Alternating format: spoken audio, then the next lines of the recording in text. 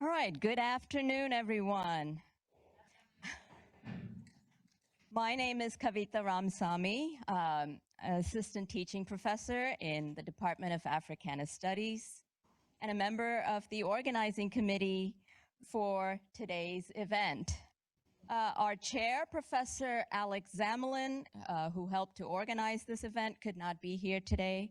So it's my pleasure to extend a warm welcome to all of you on behalf of the Africana Studies Department. We have an exciting program for you today featuring the award-winning journalist, writer, and activist Ta-Nehisi Coates in conversation with our esteemed colleague, Professor Noura Erakat of Africana Studies and Criminal Justice. I will tell you more about them in just a minute. But first, I want to reflect on something. Edward Said, the renowned literary scholar, critic, and advocate for Palestinian rights, reflected in one of his essays on his undergraduate experience at Harvard University. I quote, "I received my entire education between 1953 and 1963 in English and American literature. And yet, all we studied were the works written and done by white men exclusively. No Du Bois, no slave narratives, no Zora Neale Hurston, no Langston Hughes, no Ralph Ellison, no Richard Wright. I recall asking a distinguished professor at Harvard who lectured 30 more or less consecutive weeks during the academic year on 250 years of American literature from the 17th century preacher Jonathan Edwards to Ernest Hemingway, why he didn't lecture on Black literature. His answer was, there was no Black literature." End of quote. This quote captures why we are here today. Departments of Africana Studies or Black Studies, such as this department here at Rutgers, were institutionalized in the American Academy in the late 1960s and 1970s as part of the momentum of the Black Power and civil rights movements in order to establish spaces of learning and scholarly inquiry dedicated to the Black experience worldwide. The central goal of these academic departments was, and still is, to address the denial related by Edward Said in the quotation I just read to you. Their purpose is to make visible the invisible, to make known the histories and experiences of the unrecognized in the United States and beyond, in literature as well as in other domains of knowledge. A second goal of Africana Studies is to explore the interconnections between the histories, politics, and struggles of peoples of African descent, whether in Johannesburg, South Africa, Kingston, Jamaica, Brixton, England, or Harlem in the United States. Furthermore, Africana Studies explores the parallel and often joint struggles of the African diaspora peoples and other communities that experienced racialization, colonization, slavery, and empire. These goals, which I just outlined, are also central to the work of both of today's featured speakers, respectively. Ta-Nehisi Coates needs no introduction. Mr. Coates is the author of the #1 New York Times bestseller, Between the World and Me, winner of the 2015 National Book Award for Nonfiction. He also authored The Beautiful Struggle, We Were 8 Years in Power, An American Tragedy, and other well-known books from his very long bibliography. You may also be familiar with him as a national correspondent for the Atlantic Monthly, for which he has written numerous articles, Currently, Mr. Coates is a contributing editor at Vanity Fair and holds the prestigious Sterling Brown Endowed Chair in the English Department at Howard University. He also enjoyed a successful run writing Marvel's Black Panther from 2016 to 2021 and Captain America 2018 to 21, the comic series. Okay, in today's program, Mr. Coates will be joined in conversation with Professor Noura Erakat of Africana Studies and Criminal Justice here at Rutgers University, New Brunswick. And together they will discuss Mr. Coates' most recent book, The Message, in which he shares his reflections on travel to destinations in the United States, Africa, and Palestine.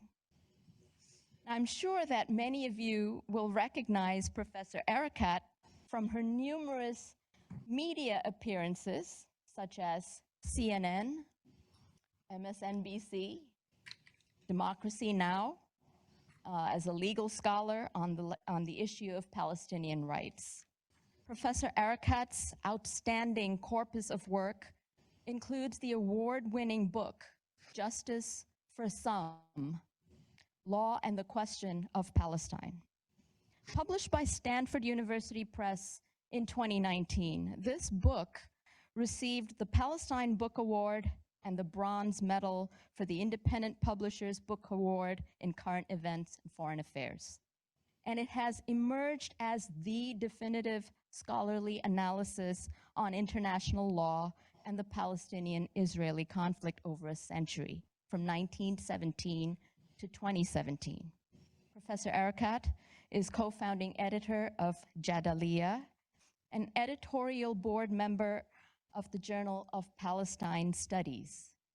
In 2023, she co-chaired an independent task force on the application of National Security Memorandum 20 to Israel, a report documenting how U.S. arms to Israel have been used in violation of U.S. and international law, which was submitted to the White House.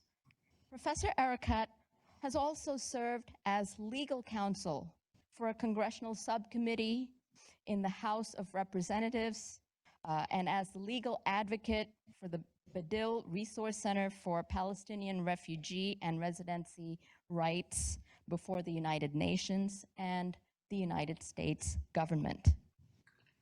The opportunity to host this program arose suddenly around Mr. Coates' availability, as well as that of Professor Erakat, at whose invitation Mr. Coates is here today. So we are indeed very fortunate to have both of them here with us. Before we begin, I just want to take a moment to thank numerous people who made today's event possible. First, Ms. Dara Miller, whom you met earlier when you checked in, the administrative assistant of the Africana Studies Department, who coordinated the logistics of Mr. Coates' visit within such a short time frame. And finally, a big thank you to all the academic departments and campus cultural centers who are listed in the program announcement for co-sponsoring today's event and publicizing it. All right, just one more note.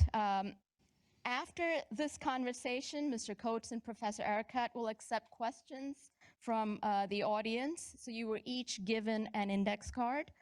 So please write out your question on your cards legibly in large font and pass it to the aisles, and I will hand them to Professor Erakat, who will moderate the Q&A.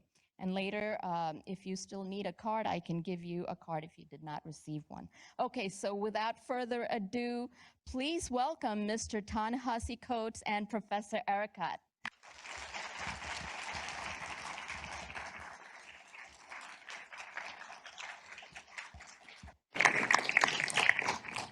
Thank you so much, Kavita. Thank you, Dara. Thank you to all of our co-sponsoring departments and centers. Thank you for your audience for being here today. And most of all, thank you to you, Ta-Nehisi, for coming out on a Monday afternoon to join us. So, as you know, Mr. Coates has recently published The Message, which is also shot as a New York Times bestselling book as well, and has hit the media circuit, and to which we've been bearing witness, has become a departure from your normal reception to date. And so we want to talk about that and talk about the content, but I want to start by basically, for you to set the stage for us of what is the mandate of the writer? And how does that mandate bring us to this book? And specifically what you write in the book is that a writer is supposed to save the world. And you come to that realization in your love of American football. And your encounter of witnessing violence, and then realizing that sometimes it wins, and then many times in your world it was winning. And then writing becomes the way to combat it. And so it sets the stage. Yeah. Well, first of all, thank you guys for having me.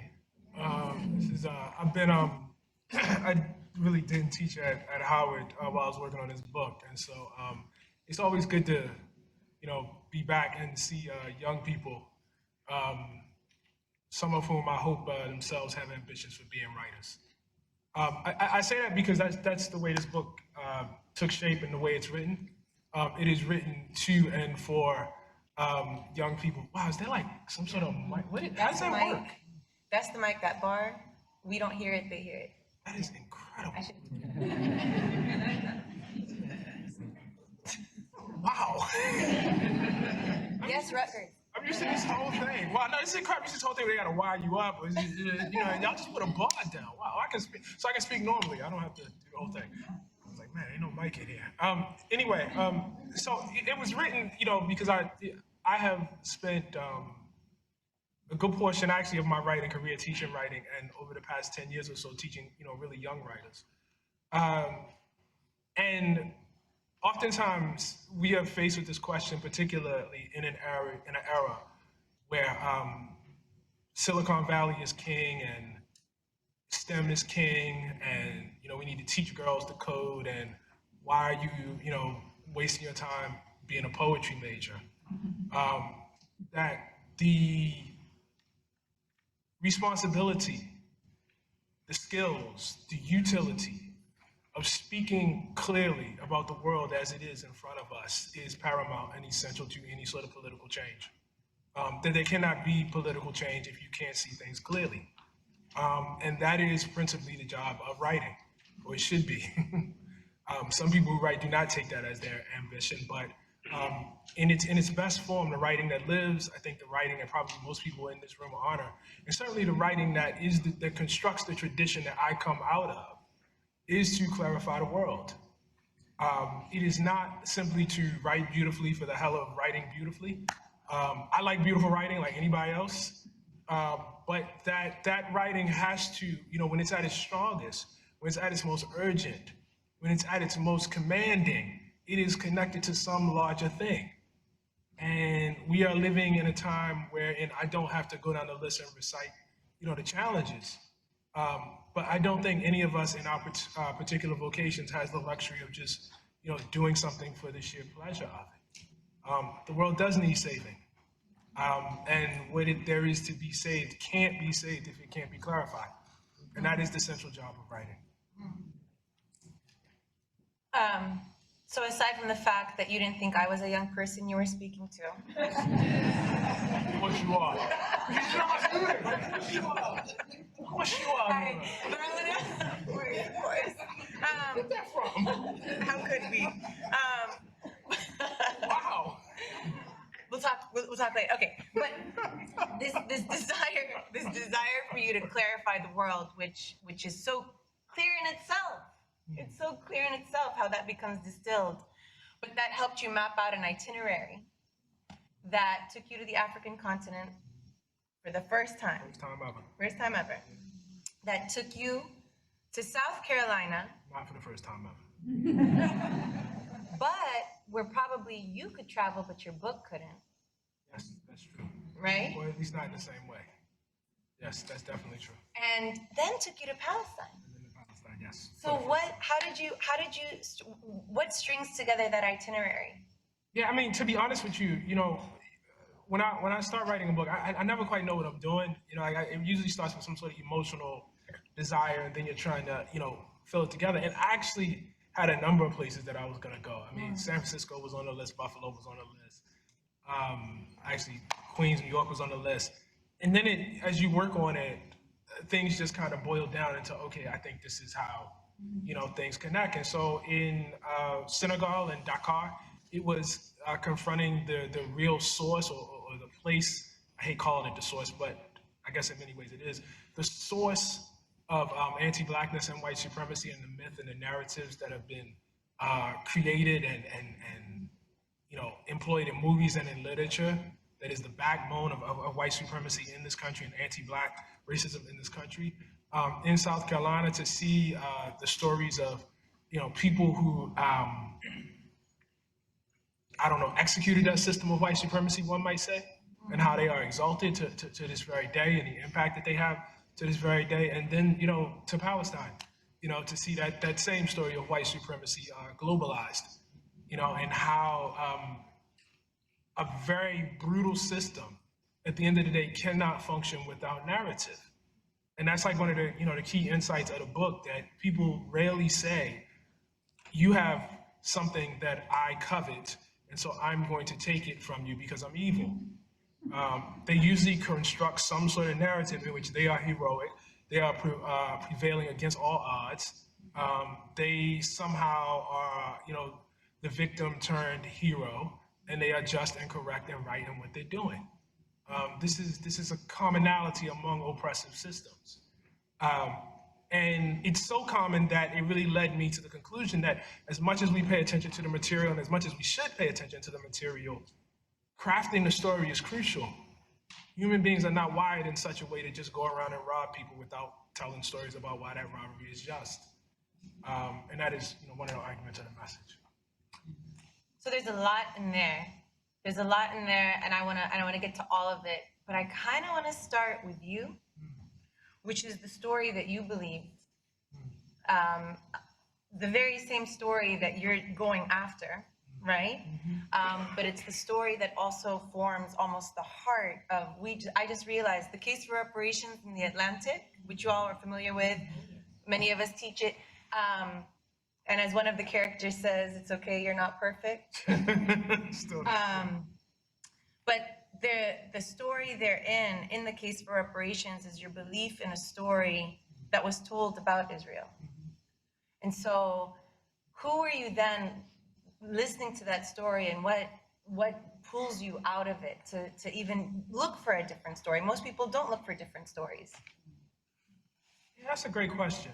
I think I should just take it from the basis of what journalism, in my mind, is supposed to be. Right? And it is supposed to be. There are people who believe that you write stories for other people, right? Like you go, oh, I think this is a cool story. I already know it. I shall record it and recite it, put it down on paper, and then you shall consume it. But when I was young, one of the things I noticed is that I was always the most excited and the most intense when there was something I did not actually understand myself. And that the story was the manifestation of my attempt to reach some sort of understanding. And then I slowly realized that, in fact, my curiosity and my energy over finding that truth actually is part of what is being made manifest in the text and is drawing people into it. That is to say that people can kind of tell, even if they don't know, if you're just telling a story for their benefit versus when you actually believe it yourself, when you're actually there and you're on. So that is to say that, like, it all had to be, organic. Like, everything has to, like, I really have to want to, know. It has to originate in a place of deep, curiosity. And where the case for reparations begins in terms of Israel, which is something I call, and I can't remember whether I put this in the book, but I've certainly said, it's this kind of latent default Zionism that existed in the world that I was in. It is not so insidious as to be ever even really spoken, it is not so insidious as it to be the case that people explicitly say, and I'm talking about my personal experience right here. I'm not saying this doesn't happen, but I'm talking about my personal experience,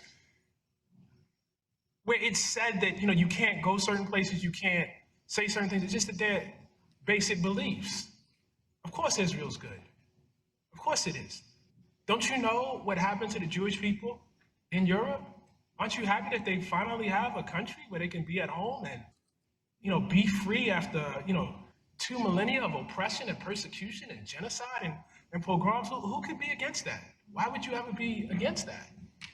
And because everyone else around you, at least vocally, feels that way, it becomes very easy to just sort of slide in, to that story. And that was about where I was with the case for reparations. It was even more complicated for me, and I'm sorry this is taking a long time, but it's actually a complicated thing, because I grew up around people who were themselves part of a radical tradition in the Black movement. And these were not people who had ever been to Palestine. These were not people who could look at a map and say, this is where Gaza is, this is where the West Bank is, this is the policy here, this is the policy. Like, they didn't have that kind of, acuity or knowledge, or could make an argument with you about, apartheid, and maybe can't even to this day. But what they could do, and I remember this, so clearly as a child, I would be sitting at home and my dad would come home and he would watch the nightly news and he would look and he would say, the Israelis are white and the Palestinians are Black, right? Now, obviously, that's not the most sophisticated analysis. It's also not an unwise analysis, though. And so what happens in journalism is we, at least in that period, are taught to privilege a kind of intelligence over wisdom, over people that just kind of, have a moral sense of what is right and what is wrong. And there's this belief that somehow a list of facts can somehow be stronger than what is right and what is wrong. And this has been made manifest all through my press, by the way. But there are people who really, really believe that. Okay, so I say that to say that I think what I thought was, I am going into this place, which I know is kind of compromised, but they have tools that I need. I will go in there, I will get the tools, and I will do the liberatory thing. I will speak the words of liberation, case for reparations. But anytime you go in alone, you're already compromised, even if you don't know it. And so case for reparations came out. I had this huge dream, you know what I mean? I would say this thing that could not be said in this place, but I would do it with the great machinery of this magazine, of journalism, and I would have all of those resources directed at this thing that my people had never been able to say. And, of course, along the way, I stepped on somebody else. This was made evident to me probably about a week after it came out. It did not take long. It didn't take long. And there's a gentleman by the name, who's down at actually Johns Hopkins now, who, wrote, wow, this is a great article. Glad he did this, but this Palestine stuff is really bad. And I was like, And then, as I've, said publicly, we had, the event at 6th and I, a young lady got up, yelled about it. And I want to take you back to where this story began, which is that this idea of curiosity. So I can't speak for most people, but it's kind of my responsibility to say, why is this person in a synagogue yelling at me? It's kind of my responsibility to not say, clearly this is somebody who's crazy, and I go on with my life. That was 2014. And, sometimes it takes 10 years to answer a question. But here we are now, and this is the answer.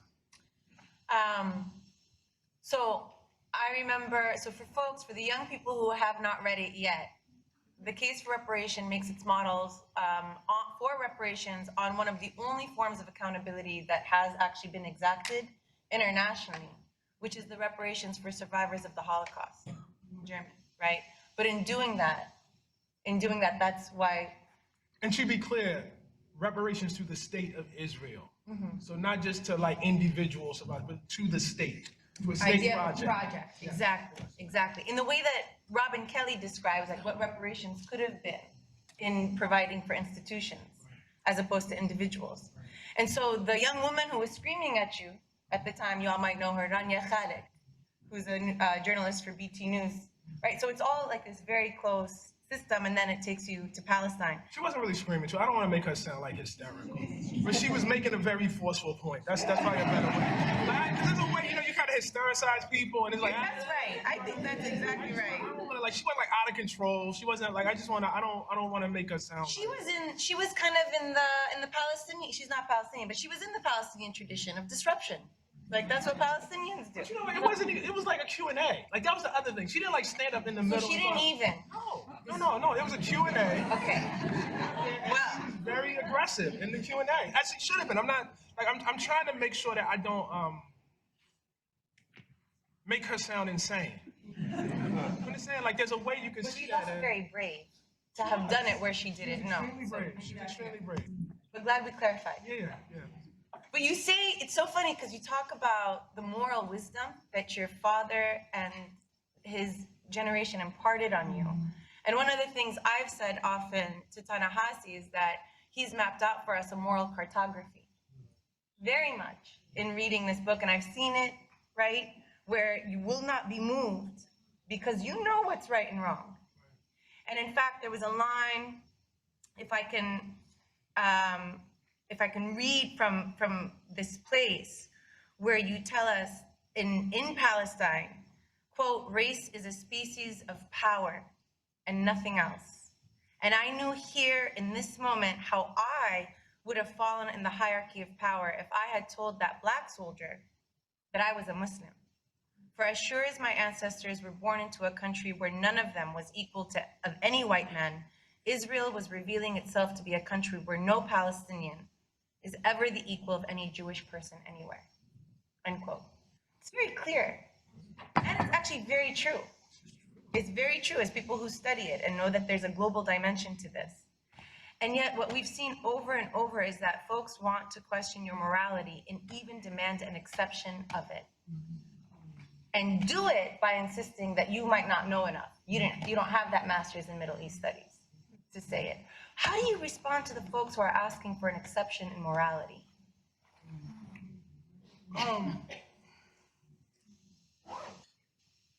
It's been, I won't say it's been pleasing, but it's been good. Because I thought I knew who I was talking to, and now I really do. And they don't even realize this. Like, people tell on themselves, and they don't realize they're telling on themselves. So they say, well, Hamas did this, the Palestinians did that, what about this, what about that? And to them, that allows them to accept this form of apartheid from all others. Because in their mind, like, Black folks were enslaved and there was no story behind what Black people had done. Jim Crow happened and there was no story behind what Black people were doing, but what they don't realize is, like, part of talking to a descendant of those systems is not just like a kind of emotional feeling, but it's an understanding of, like, the stories your parents and your grandparents told you. So you know full well that, like, when somebody says, yes, but what about what the Palestinians are doing, or yes, what about terrorism, or just I'm afraid, you know that during segregation, like, they were like, yes, but what about the crime rates? Like, there's always a because. So it's like not an exception. It's like actually not an exception at all. It's just the language of apartheid. It's no different. It's no different. It's not, wow, I never thought about that. Wow, this is a little different because, no, this is the language. This is and that, just if we go back to what I was saying before, it's like people never do things without making an argument or a narrative. You are constructing a narrative for why it is right for you to hold half a population, at a level below yourself. Why that's okay. But everybody does that whenever they want to exploit somebody. This is not new. So it's like, oh, I understand. I used to read all of these books and I used to say, wow, who could be the person that could actually argue for segregation? Who could be the person that could actually argue? I'm talking to him. I'm talking to him right now. And so that is, it's been good because it's drawing these bright lines for me. You know what I mean? Like, it's like, oh, okay, you would have been that person. Oh, if I was over there, you would be that person too. Like, that's who you are. It just so happens that at this point in history, I am here. And that gives me certain privileges in my conversation with you. But if this was another point in history, our relationship would be very, very different. So it's actually been good. Yeah, no, you welcome I've heard you say that. I want to get to the fight, but I want to get to you in Palestine. Yeah. Because even in the same statement, you in Palestine, your blackness is not read in the same way, and yet your religion would have been policed differently, right? And so you're also telling us a story about racism. Yeah. And how we can't project our American racism onto the world, but racism exists elsewhere, right? Yeah. And so, can you tell us about that, the witnessing and then coming together and kind of how you start to catalog, and maybe even what your father said doesn't get troubled in the morality of it, but what you're seeing might trouble it because it's not coding in the same way. Yeah, but like a generous and I think actually correct interpretation of him when he said these people are black, these people are white. It's not literally these people are from Europe, these people are from Africa. It is like he's making to your point about race being a species of power. He's making a power analysis based off of what he knows through his life experience. That's the wisdom in it.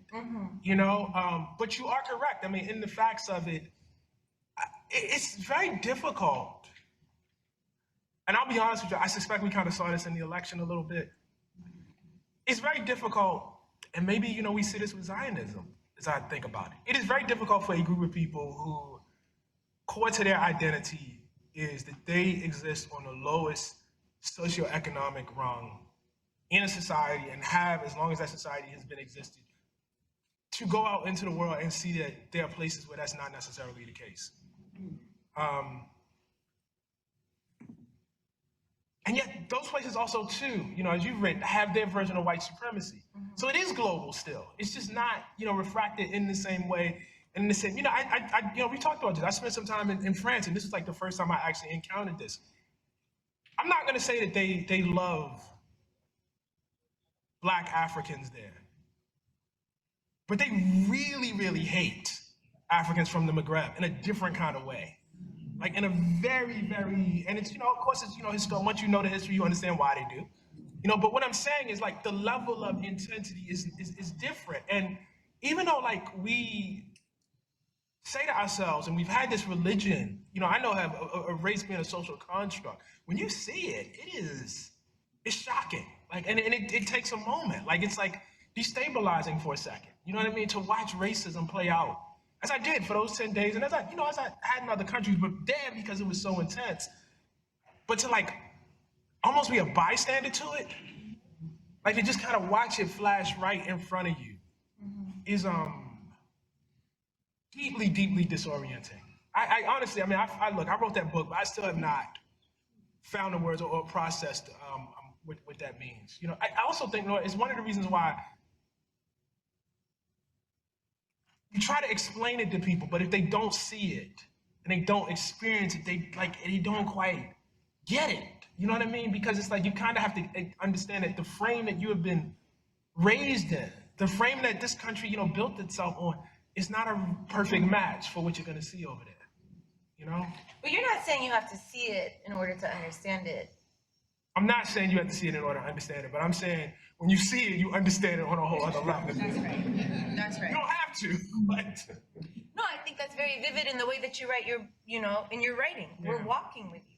We're seeing what privileges you would have been afforded and what you are afforded because you said you weren't Muslim, right? Because that's not going to be the marker for you. Right. Or the fact that you're in a different part of Jerusalem and you can feel in a different country, which is what you tell us. But I also really appreciate in life, but also in this book, your humility. That there's a recognition of the limitations of what you're doing as well. So you tell us very much you get there and you see something you know. You're familiar. You're familiar with the segregated roads. You're familiar with the inequality. You're familiar with the creation of difference and superiority and the logics of it. And so you can call it Jim Crow. It looks like Jim Crow, what we would have called apartheid had international law applied here. Yeah, that it was that. but you also limit that, you also then tell us it's more than Jim Crow. It's not just segregation of the water, but it's ownership of the water. So you start to wade into, well, what does colonization have to do with it? So I think in that, what I found so powerful was both the simultaneous power of the analogy and the recognition, and its limits. Yeah. And its limits. So yeah, can you tell us more about the, I guess both of those, but muse on the limit? Well, I mean, the fact of the matter is, I mean, I was conscious the whole time. First of all, Noura is not giving herself the credit she deserves because she read an early version of this and gave critique. So part of the reason why that's there is because of her. And I'm not making that up. That's true. So thank you for that. I don't know if I publicly said that.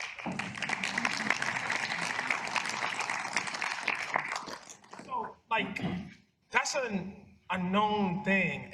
You know, I was writing this and I was like, I have to write this because of the case for reparations. And I knew, God, I'm gonna try to say this without sounding like an asshole. I am aware, and I was aware that I have a certain profile as a writer.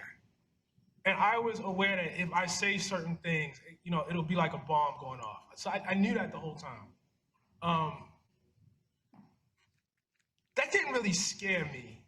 And it obviously certainly didn't scare me into not doing it. But what I did feel, and what I have felt, and what I still feel is, when I was writing Case for Reparations, I was writing Between the World and Me, this is mine. This is mine. Like, I own it. I got it. You know what I mean? This is my mother's, my grandmother's, my grand. Like, this is ours. I'm in the tradition. I'm on it. I know. It doesn't mean I know everything, but I'm in my lane. I'm writing my story. I am writing extended memoir. And this is the first time in my life where I didn't have that. And you feel it. Like, you feel like, you know what I mean? Like, and I'm not one of those people that feels that only certain people should tell certain stories, but I do feel that when you're telling somebody else's story, there is a level of respect you need to have. And that some of us do not always have that respect. I very much do feel that. And so, I guess part of what I feel in my heart is it's like, you know, in a just world, like, I wouldn't even be telling this story. You know what I mean? And so I feel the injustice, even in the fact that I'm the person writing it. You know what I mean? Like, and so it's always like, you're always just a little, you know, not quite at ease. You know, sometimes people say things to you during interviews and you got to check them. And it's like, am I supposed to check them here or should I, you know what I mean? And so, you know, it's not that you're afraid. It's like, is this the time? And you don't quite know because it's not yours. You know what I mean? And then, you know, you're also aware that I don't, how do I put this? On some level, I don't spend too much time thinking of what people are going to ultimately think of the book. At the same time, I am aware that I am writing, and this is very particular to the story, I am writing in the experience or about the experience of a group of people who, not just victims of segregation, racism, isms, you know, oppression, but can't get the mic. Yes. That's a very specific thing. And now you had a mic. Like, you had the mic. And so it's like, you know, whether you want to speak for people or not, this is the fact of what it is. You know, and so that has been uncomfortable. You're gonna get things wrong. You would never say it the way, you know, the folks who have spent generations and who have ancestry with it and the wisdom of ancestry would say, you will never have access to that. You know what I mean? And part of, if there was any, you know, courage in this book to the extent that it was not the fact of, you know, going to mainstream media and saying what it is. That is easy. That's what journalists are supposed to do. That's what the job is. The courage is in understanding you are not the best one. You really aren't. You're just the one that showed up and the one that has the privilege right now. That's it. And that's the hardest part. That is by far the hardest part for me. Yeah, and also I'm just gonna say, like, thank you, because a lot of people have the mic and haven't used it. Yeah.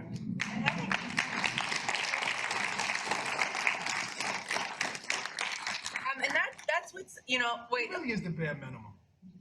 I appreciate that. No, it really is. I believe that. I'm not, you know, this is not like false. I really believe that.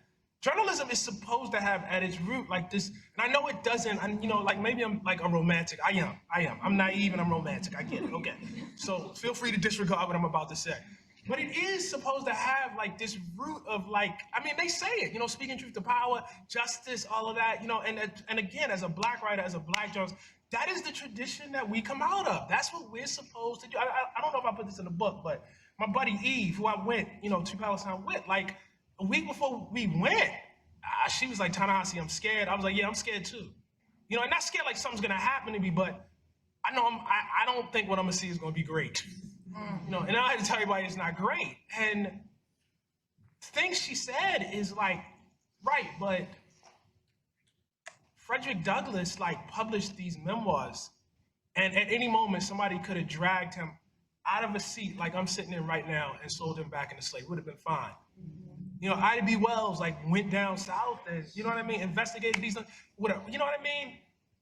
After having been run out of Memphis, exile, you know what I'm saying? Walter White, the pass for White, literally, not the Breaking Bad Walter White. OG Walter White. He was braver than, that Walter White ever could have been. He's passing for white investigating. If they had found out who he was, what they would have done to him. And so here we are, talking about being afraid. It's the minimum.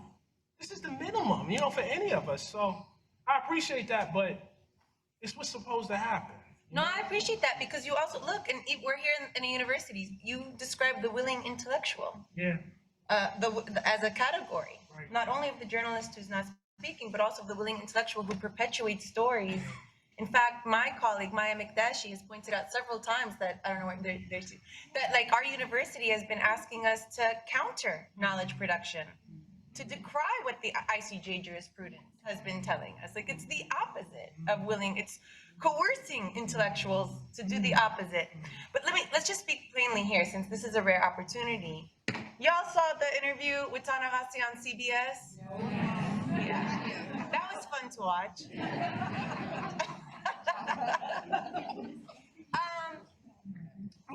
And all of us in watching this, I think, recognized the same thing, which was just the absolute whiteness of trying to scold you and tell you that you don't know better. And that let me put you in your place in this moment and make sure that nobody else gets to speak. Like, I think all of us recognize that, right? But we also recognize that it was very racist towards you. And one of the things I told Ta-Nehisi offline was, first of all, power to you, and forget this guy, right? But I also said, that's been the experience of every Palestinian who's gone on any program. But nobody recognizes it as racist.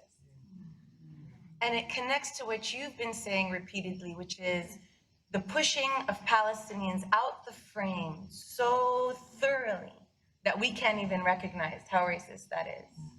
And you know that because of the newsrooms you've been in, and you know that because of the people that you meet and talk about. So can you tell us about that frame and how it's set? Yeah, I think it goes back, again, to we talking about case for reparations. Why is there a default Zionism there? Why is there not a default global anti-apartheid feeling there? Mm-hmm. And the question becomes, who is in the newsroom? Is there anybody in there who would have articulated a global anti-apartheid, feeling that would have went beyond just America and South Africa? No, there wasn't. It wasn't. And so, this is what I was saying about, when you go into a place and you're alone. I was, for the vast majority of my time, though not by the end, but by the vast majority of my time at the Atlantic, I was the only Black writer on staff there. Which means I was the only Black person in the newsroom. And as you can imagine, it was not the case that I was the only Black person and thus surrounded by other people of color. I was not. There were no Palestinians there. No Arab Americans there. I am sure, it's an interesting thing. I try to remember who have I worked around. Well, there was an Iranian American intern when I was at Time. And that's about all I can remember. That's about all I can. Now look, part of that might be on me, like who I saw and who I did not see. But I'm sure that if we ran the numbers, folks are not represented. And I want to use that word in a very careful way because there's a way in which representation becomes co-opted, or we need to be diverse, we need to be this. But I'll just talk about my field. In the production of news, in the production of stories, diversity is extremely important. And it's like literally important. It's not a favor. It's not a nice thing you do to somebody. You cannot tell the stories without, as hokey as this sounds, ancestral wisdom. The person who has heard the story from their grandfather, from their grandmother, from their great-grandparents, the person who has lived it, they just know more. They just, you know what I mean? They have soaked it in a way that you cannot soak it in by deciding you're going to read, a few articles. There was every, few years or so, and I'm sure we're about to go into it again. In the world of journalism, it becomes, and particularly opinion journalism, it becomes time to talk about whether Black people are naturally intellectually inferior to white people or not. And this inevitably gets some sort of respectable hearing in some sort of publication. And this happened, many, many years ago. It happens all the time, but the instance I'm thinking of, it happened at Slate. And the guy wrote this whole thing about how Black people were inferior. And then, of course, he got outed. All of his sources came from one paper. The one paper was this guy who was this complete white supremacist, and then he had to apologize, right? And it's like, brother, if you had a couple of editors who was they would have told you. They would have said, why are you reading this? So it's like, there's a Western idea, if I may be so broad, of the writer. And this is what I'm kind of in war against, honestly. As the writer, as this figure that sits on a mountaintop up here, and they dispense wisdom. They just dispense it out. And it's just them by themselves. They've read so much, they've studied so much, they've seen so much, and they will dispense it. It is not a communal model.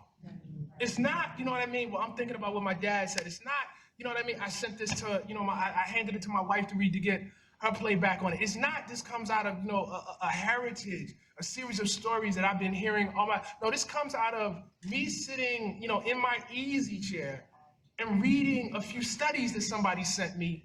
And because I'm so smart, that now makes me, qualified to opine, you know what I mean, and weigh in. And so like that's a model, and it's one in which when people see you coming, like they think that's who you are. And so I show up on CBS and it's like, oh, you just went somewhere for a couple of days and then you came back and did X, Y, and Z.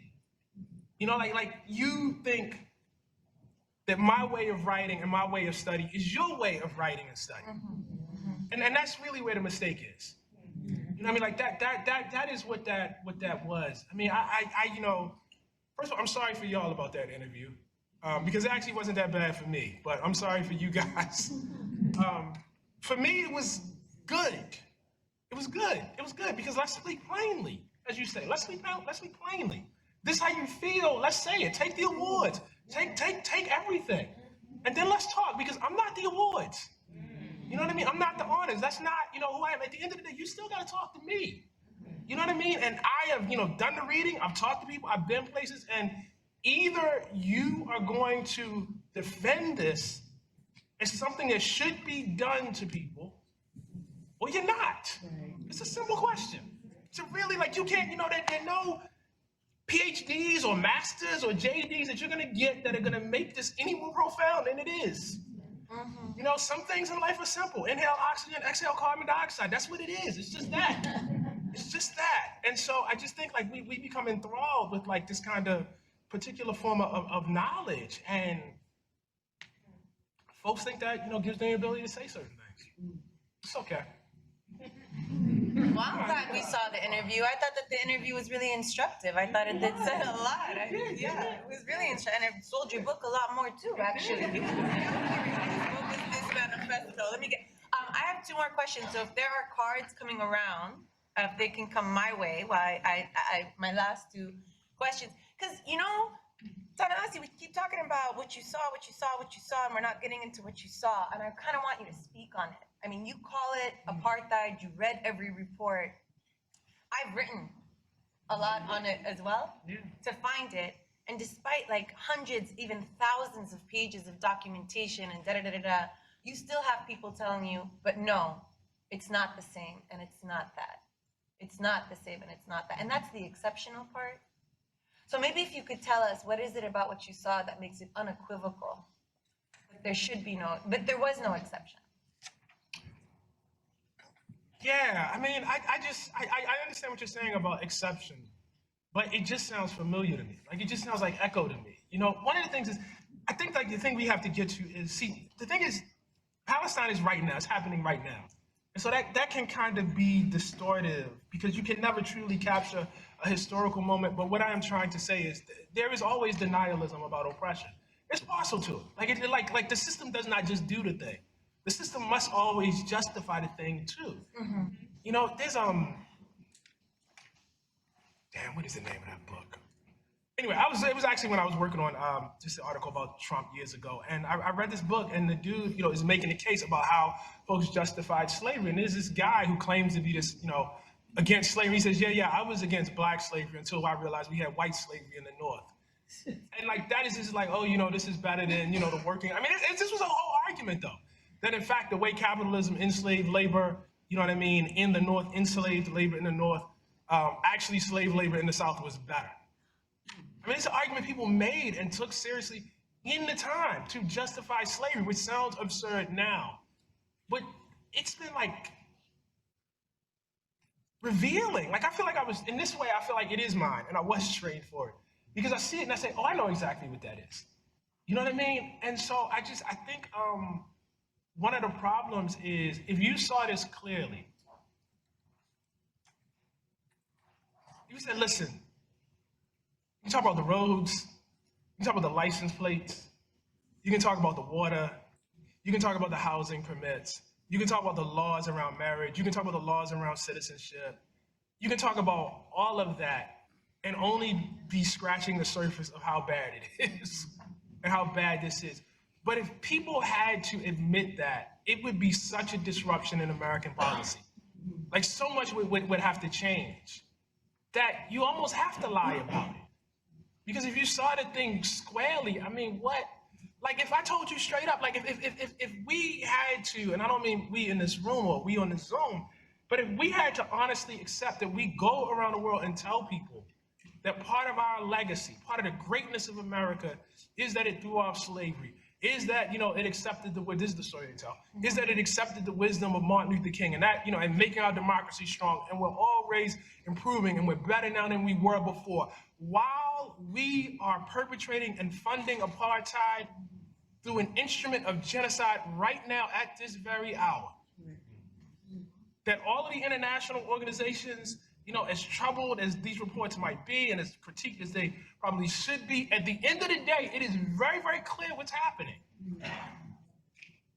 I mean, you don't really have the electoral politics yet that's set up to accept that as fact. Right. You know, and so the denial almost has to happen.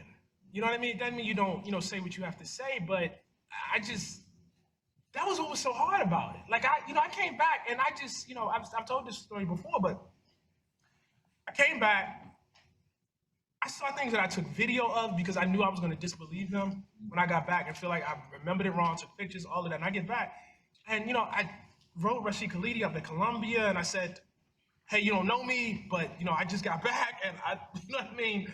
Like, some of what I saw, and then I was like feeling all the feelings I felt about case reparations.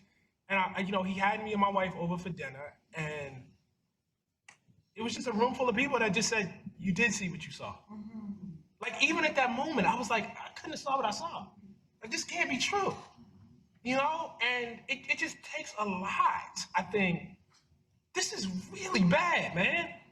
This is like, even for those who are like critics, you know what I mean, of America and how it tells us, this is, I don't want to categorize things, but this is bad.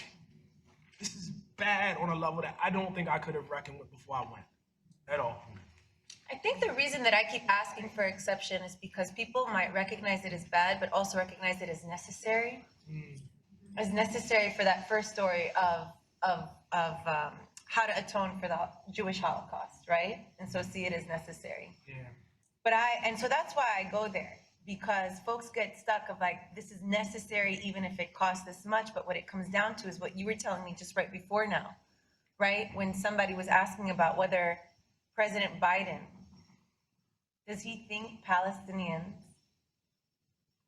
are equal? Does he feel that they have as much of a normal life to return to? And the answer was no.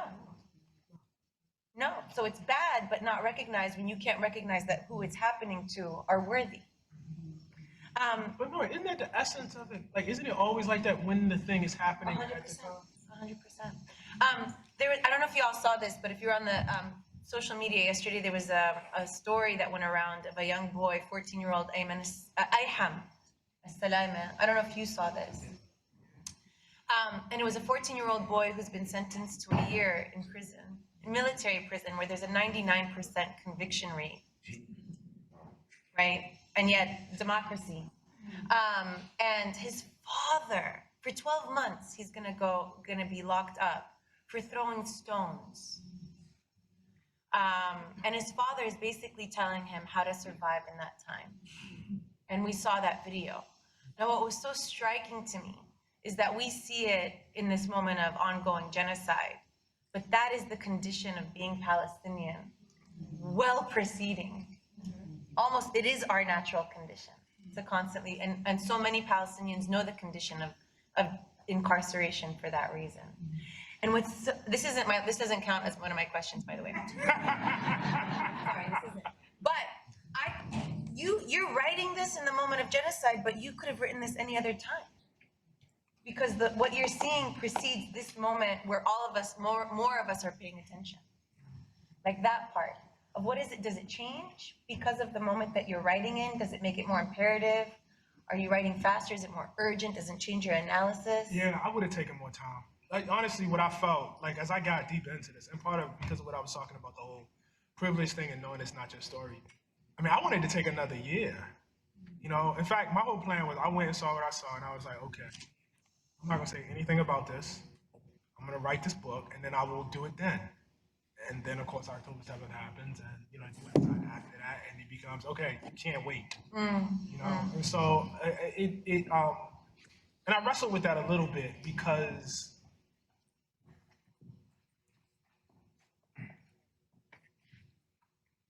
if it were up to me, this book would not have come out. If it were up to the writer part of me, the part of me that, you know, wants to, you know, just, like, because I wasn't done. I wasn't done. Like, I wasn't done. I wanted to know more. I wanted to, you know, I mean, Palestine could have taken over that entire book. You know, I probably would have let it, you know, if left to me, you know, but I was not done, you know, and maybe you're never done, but I felt like I felt strongly I was not done. You know, I had a stack of books I hadn't read yet. I had, you know, reports I hadn't read yet. I wanted to go back. And there was so much more. You know, I was trying to, when I was over there during those 10 days, I was trying to get into Gaza at the time, but I had no press affiliation. I got my press affiliation, and I was, Jesus Christ, trying to go back in the fall. Before obviously. But I was, you know, like, I wanted to know, because the thing is, once you see it, I was there for that time, and by day 5, I was like, my God, when am I going home? You know, and I was counting down the days, and then the plane took off, and I got here, and I was home for a couple of days, and I was like, when are we going back? You know, and so I just wasn't done. I wasn't done. I wasn't ready. You know, it's incomplete. The book's incomplete. You know what I mean? And I know that, and I feel that. You know, I'm very proud of the book. As you should be. But it's not like I was like, aha, here's the solution. I got it. Here you go. You know. Well, obviously, we're all going to benefit as you continue to explore and continue to write. And I do hope that we all get to go and we all get to visit Gaza, a flourishing part of a complete Palestine without militarized borders, and with a shore that children can play in and fishermen can fish in. And where there's ramps for the able-bodied and the disable-bodied, and so many who have been maimed in this moment. So I wish that for all of us, my intention. But let me end on a place where we are, and something that's relevant to us in this room. and to all of us, right? So boycott is also a rich part of the Black freedom tradition, and a part that's exalted and celebrated as being, this is the model of nonviolence, in fact, right? That's exalted. And yet, Palestinians who have participated in boycott and asked others to participate in boycott, divestment, and sanctions with them are maligned. Even like what's so frustrating, and I know for the other Palestinians in the room, people think that your boycott isn't even about you and your people's freedom, right? It's weaponized into how much you hate somebody else. That nothing that we do is about ourselves, right? There's a way that becomes abstracted. So I would love for you to comment on boycott, because most of us, a lot of us in this room now have the opportunity to participate it here on this campus as part of actually a union vote that started today. Can you tell me more? Sure. So the Rutgers union, open to the students and the faculty, are voting on a resolution on divestment from arms industries that are profiting from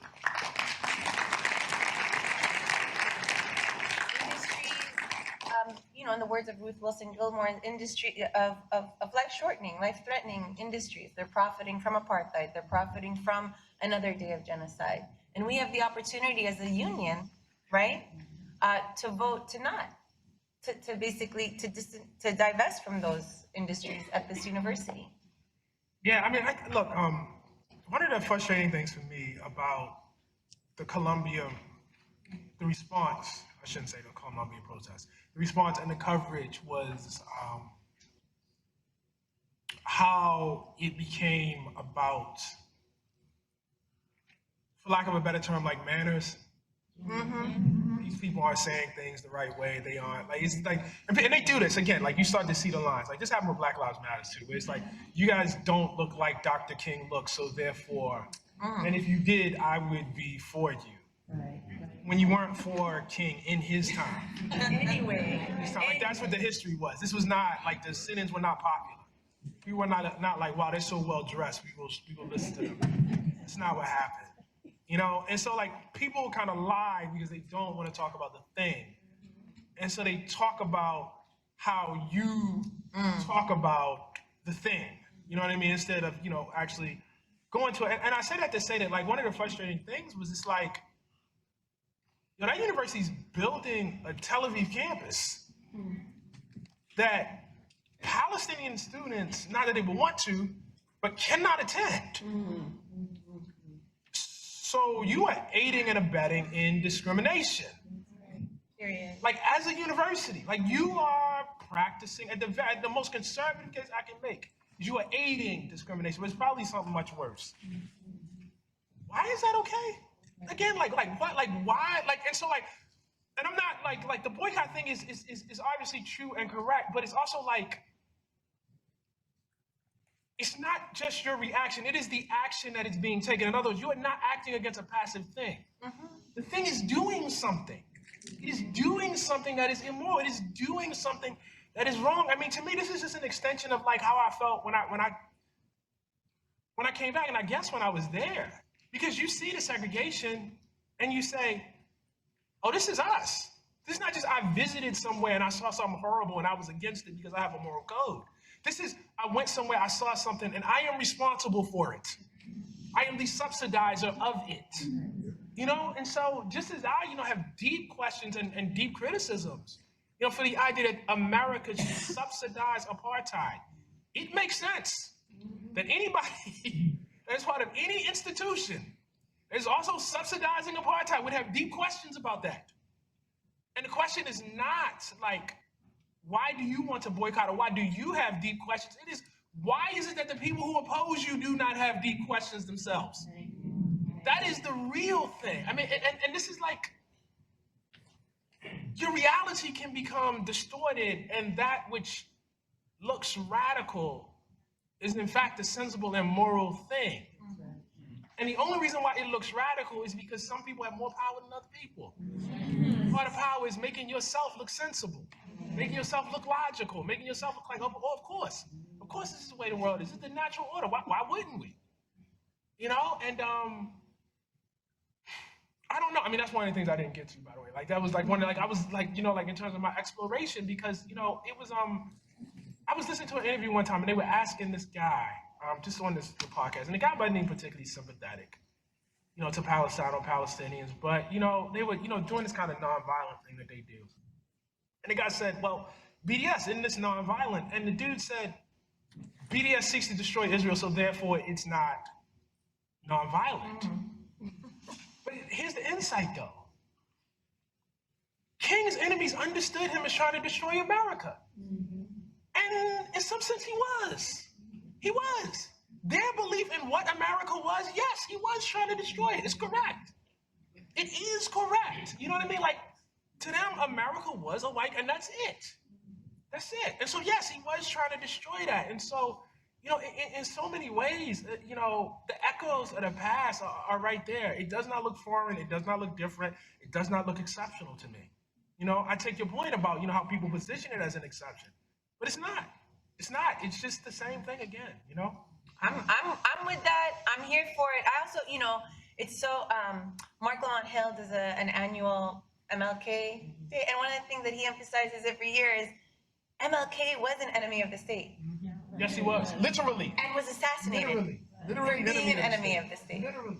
And yet, what we do to recreate that legacy, and so perhaps that's a legacy to be a part of. Yeah. And it's a moral duty. I appreciate that. I also misquoted Gilmore. It's death-making industry, just so that we're fair to her. I'm ready to ask questions, y'all. Your questions. So first of all, thank you to you for answering mine.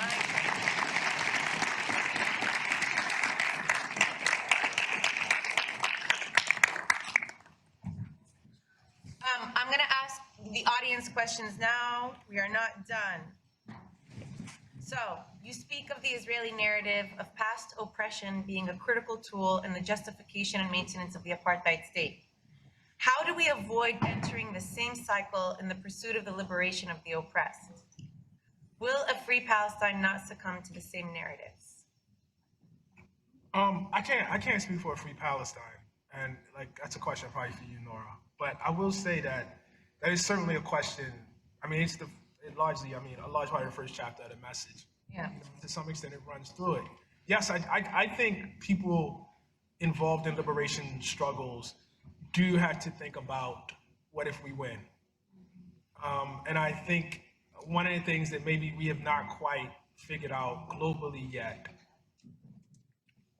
it's a tough thing because all of your frames of reference are aimed in a certain way and are shaped in a certain way. All your values, even as you oppose the system, to get yourself outside of the system is really, really hard.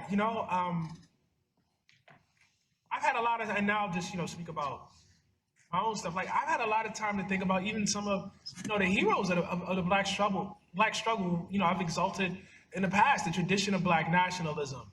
And I mean state nationalism. I don't mean, nationalism, but I mean, like, literally, we should have our own state.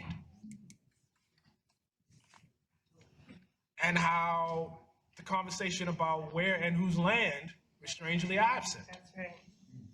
And so this was like the disturbing thing, I guess, ultimately about Zionism, which is, if I look at it in its most sympathetic form possible, and I tried to in that book, if I'm as sympathetic as I possibly can be, what I ultimately see is something very, very disturbing. And that is that people can suffer the most horrific forms of oppression that you can imagine and can emerge out of that.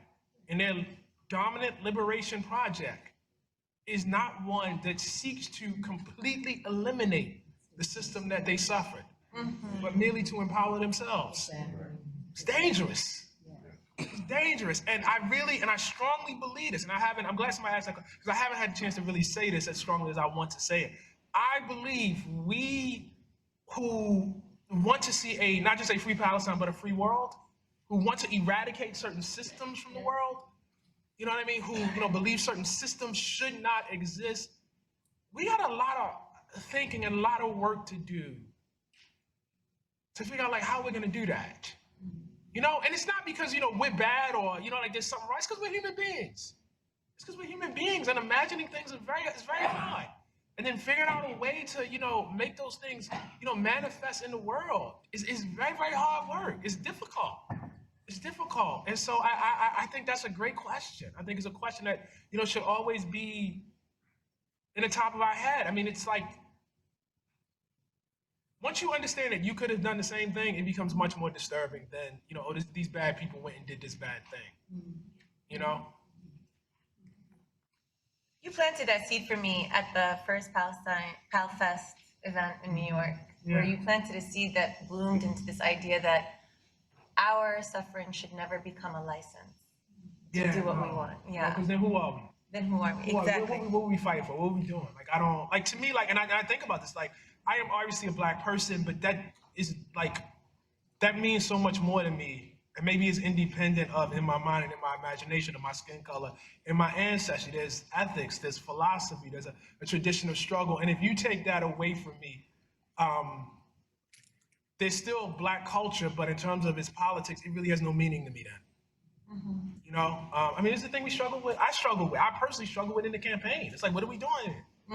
What are we doing? I'm looking up here and I see y'all talking about Fannie Lou Hamer, but I look outside and, so what are we doing? The DNC, yeah. But I love that. We have to imagine ourselves in power and then judge ourselves. What do we do? Okay, so a few more questions. One for the media students here, who you spoke to at the top and in your book. How do you think students should go about becoming more media literate to prevent implicit biases they carry due to misinformation they are fed in media and by academic institutions? I don't really know, because that's really hard right now. That's really hard right now.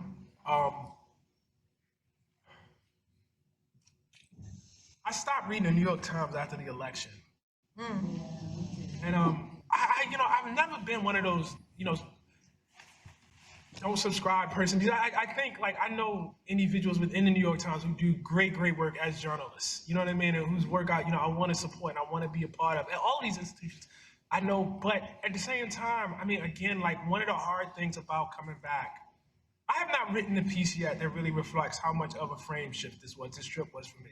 Because one of the hard things about it was, it's like, okay, so y'all kind of have not been telling the truth. It's not so much that you've been outright lying, but there's a way you can emphasize some things and not emphasize other things. So that it does not create, I mean, the case I think about all the time is, it's like, when this country decided it was gonna waterboard people, there was a time when we called that torture, and when the American government started doing it, we called it enhanced interrogation. And this was like my entire 10 days of enhanced interrogation, like witnessing that rhetoric. So what do you do? What do you do? Because at the same time, you do need training as a journalist. I believe that. You know what I mean? You do need, good editors to train you in the right way. I am where I am writing this book, but I can't tell you that I didn't learn things writing at The Atlantic. I did. I learned things about journalism. I learned things how to practice the craft. I learned things from people who I completely disagree with politically. So what do you do? And I'm not sure yet. As you can tell, I'm not completely sure, because I think, like, the past year or so has really, rocked my ability to depend on some things and some people and some institutions in a way that, I used to. I'm sorry, that's an incomplete answer. Media students, forgive me. I'm gonna consolidate questions, but directly to this question. You have a question that's asking you, which is related to this, because it's the people that you know that you might not keep company with, which is, how do you deal with the self-gaslighting when everybody around you is telling you, if we took away your awards, which you sound like, and similar to that, somebody is asking, how do you choose where to engage and when to not engage? And they invoke your exodus from Twitter as part of that story. Yeah, none of y'all should be on Twitter.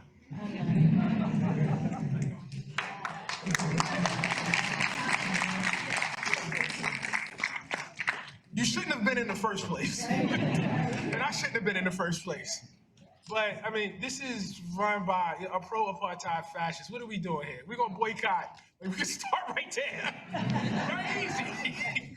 Very easy. You know what I mean? Heal ourselves first. But even before all of that, I mean, like, I will say two things. First, like, you have to think about what you're trying to produce in the world and whether the tools, you know what I mean, that are at hand are, you know, worthy of producing that world? Like, that's the question we always have to ask ourselves. The second part of this is like, you know, we were talking about this, but I am not as in company with certain people as you might think. America is a deeply segregated country. What that means is that Black people live in a whole other world. And we all know the difference between people we work around and people we love and who are our friends. And they often not are the same. They're often not the same people. They just aren't. I went to Howard University. I was educated in Baltimore City public schools. What that means is for my entire maturation, my education was, in one sense, deeply segregated, in another sense, ridiculously Black. I did not, and I'm not bragging about this, obviously, you know, I think, you know, we should have friends of all kinds, but like, I didn't have white friends, and now I'm talking about people I do love, like, until I went out into the professional world. What that means is my world looks a little different than probably somebody else who would have been in my position. There are way more people who I encounter in a professional way who I would not choose to socialize with. And so I like awards. Awards are great. I like being invited to, you know, programs and, you know, being able to speak my piece and, you know, yell and say what I want, you know, in prestigious places. That's all very nice. But the minute you start living there, you're in trouble. You're in trouble. The minute that becomes your social place, the minute that becomes like your place of seeking truth, you're in deep trouble. So the answer to this like question of self, I don't have people around me to gaslight me. So I don't have that. Like, I don't really have that in my life with anybody that I respect, care about, or regard, you know, at all. And, you know, as my presence here indicates, you know, I engage with people I trust. And with communities I trust. You know, we did this book tour, and I'm in some sense, I'm happy that you guys saw, you know, the kind of public falling out. In another sense, I'm sad you saw this kind of public falling out, because first place we went was Harlem, second place we went was Baltimore, third place we went was Howard University. And as we continued throughout that, especially towards the latter half, in almost every city I was in, there was some sort of private reception among Palestinian Americans or Arab Americans that nobody saw. Nobody saw. Through the grace of Noura, I actually ended up addressing a majority, like 700, you know, majority Palestinian and Arab American, you know, audience that nobody saw. It's just us talking. And it should be that way. It should be that way in one sense, but I don't want you to make the mistake of thinking what you see in public is actually my experience. It's not. It's not. It's just what has to happen and what people have to see. But I don't think too much about these people. I don't spend too much time with these people. I have respect for some of these people. I love a few of these people, but probably not as many as, you know, you might think. That's actually really great. So the professional advice I'm hearing. Well, that is professional advice. The professional advice I'm hearing is make community. Yes. And keep it. That's true. Enrich community. Okay, this is the last question that I'm also combining. What is the one thing you wish you had known before traveling to Palestine? And similar, what memorable experience or experiences in Palestine did not make the book? There's nothing I wish I hadn't known. I'm glad I went in the way I went in. I'm glad I went kind of like not, you know what I mean, knowing. It just didn't feel like the time to do this. The food was absolutely incredible. And I talk a little bit about it at the end, but nothing can capture the culinary experience of being there. It was, as somebody that loves food and thinks food, and not just loves food, like loves to eat, but actually thinks how you eat and how food is produced and how it is crafted is actually part of our ethics and our politics. And there's a lot to tell us about the world and how we treat the world. It was an incredible experience. Just an incredible, and it was an example of how oppressed people do not become their oppression, and how they preserve their own humanity within it, and their own morals within it, and their own traditions within it. And like, the oppression does not mean that those things don't exist, you know? And so everywhere I went, again, like, you know, there's, you know, it's my responsibility to talk about the oppression, but what happened after, you know, those tours, what happened after they told me all of the horrible stuff they had to tell me, what happened at those lunches, what happened at those dinners, was incredible, just incredible. I wish I could have written more about that. Okay, wait. Now we all need to know. What was your favorite dish? And this is silly. It is. I'm gonna pronounce this wrong. Let's try. Okay, kakao kud. كعك من باب العمود. It's the name that they. Kakao kuds. Thank you. It's a very. Yeah. So, I mean, and this gets into the politics of it. Like the thing has been gentrified, so now it's, They call it a bagel, right? they call it a Jerusalem bagel. It's not a Jerusalem bagel. Like they say Israeli salad. They call it like that's this whole. You know what I mean? This is a great lesson. Right, Yeah. right. Which is why I was trying to Got say it. that. Very You know what I good, mean? yeah. Exactly. But I had that by circumstance in Jerusalem, and I was like, my God, what is this?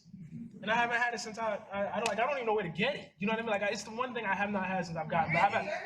Patterson. That's right. All right. Well, next stop, Patterson.